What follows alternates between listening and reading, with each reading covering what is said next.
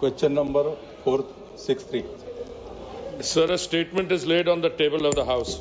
माननीय सदस्य, माननीय अध्यक्ष महोदय, भारत में ऊर्जा सुरक्षा, पर्यावरण संरक्षण और कृषि परिष्ठ प्रबंधन को ध्यान में रखते हुए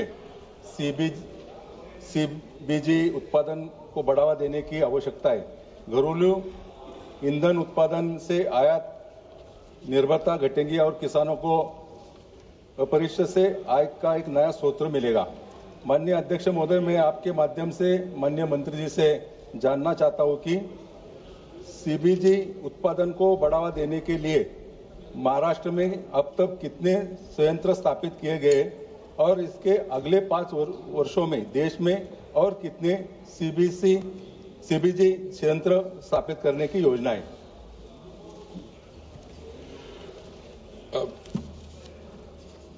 Honorable Sir, the shift from traditional energy to clean green energy involves a number of tracks. I might mention, as we have in the body of the answer, biofuel blending, green hydrogen, which is the energy for the future, and, as the honourable member raises, compressed biogas. Now, compressed biogas is an area where very ambitious targets have been set by the government. In fact, the plan is ultimately to establish sustainable alternative towards affordable transportation, SATAT. The target is very large. Today, we have 94 CBG plants which are operational, and out of these 94, if I might add, sir, 11 of them are operational in Maharashtra. And we have in process, we have another around 70 CBG plants which are at various stages of construction.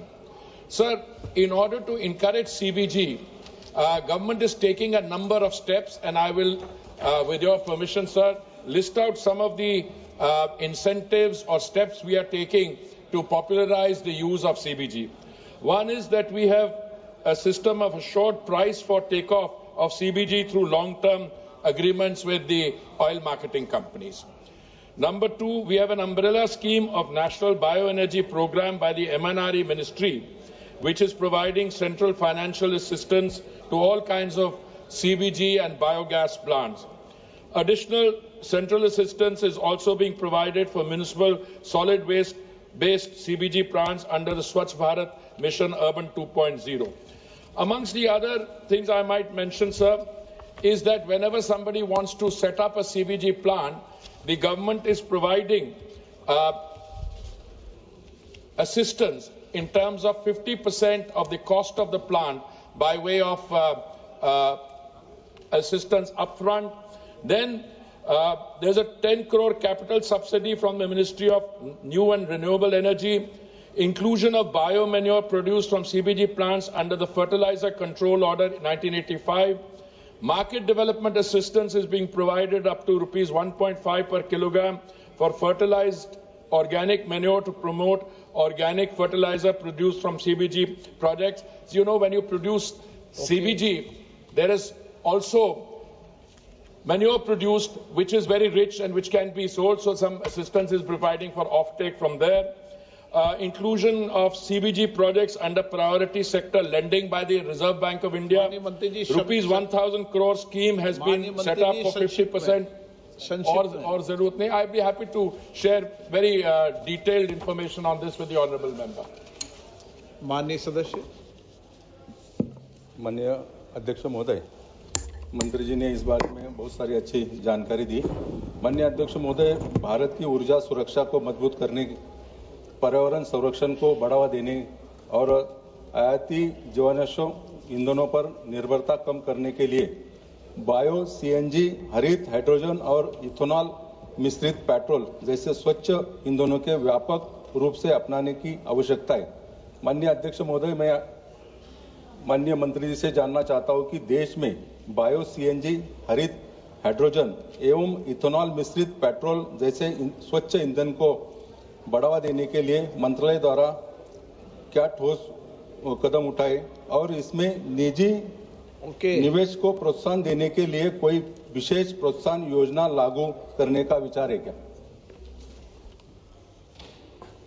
Sir, I should like to start by perhaps providing a little explanation that we are moving in overall terms from toxic fuels to cleaner fuels. This is not going to be an easy journey. It's going to be a long journey. I mean, even when this discussion at the international level commenced about doing away with fossil fuels, I mean, there were people, economists who in 1976 who predicted that oil would reach a peak by the year 2000. Didn't happen. Today, if you were to ask any economist working in the energy sector, by when will oil peak, I'm not so sure. Nobody will even stick their necks out. Today, India is consuming 6.3% of the world's primary energy, which will go up to 12.5% by the year 2050. So we have to try within this process to move away from all the traditional toxic fuels to cleaner and cleaner fuels. The honourable member mentioned biofuels. As far as biofuels are concerned, they're already a clean fuel. I mean, in the year 2014, when the Honourable Prime Minister assumed responsibility, our total biofuel blending was only 1.4%. In fact, in a previous era, a target was set for 5% biofuel blending in 10 of our states and union territories, and we were never able to proceed beyond 1.4%.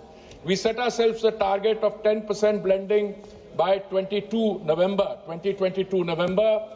We were able to do that 5 months in advance.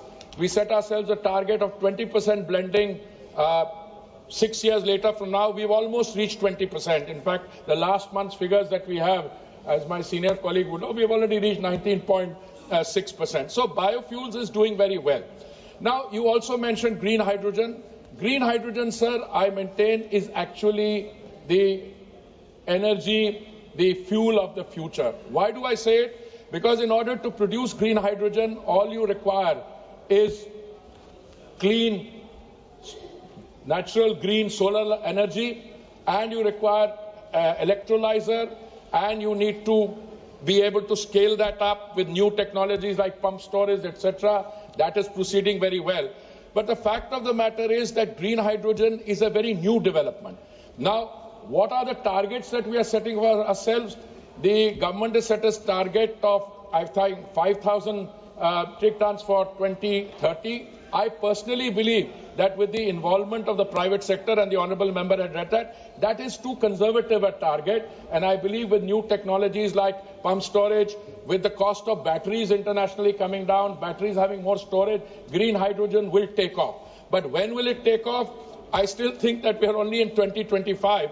Comes 2030 or so, I mean, the fact of the matter, sir, is that we spend annually $150 billion on the import of energy. Now, if we are in a position to produce green hydrogen, and the cost is the most important thing, the most optimistic figures I've seen is the cost of green hydrogen per kilo would be about $5 or so. And if we can bring it down to $2.5, I can understand that we will be in a situation where people will say, let's move from traditional toxic fuels to green hydrogen straight away. I should have mentioned our target is 5 million tons by 2030, not 5,000. That will slip off the tongue. But I also want to say that we have a government is doing whatever it can. The government introduced a PLI scheme for electrolyzers. And I think it's about 19,700 crores or 20,000 crores, and there's a very good offtake on that. Insofar as the other fuels are concerned, let me tell you, they have all the green energy, I think, has positive outputs. When we did biofuel blending, today we have saved something like 110,000 crores on import bill.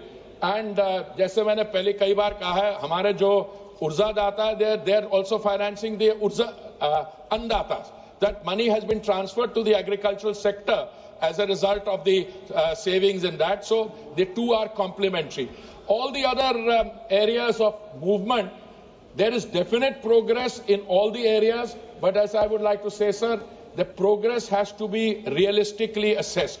Why do I say that? Because still a very large percentage of our economic needs on energy are met from coal and from fossil fuels. We are trying to progressively move away from that, and most of our assessments all over the world said India's growth will take place. The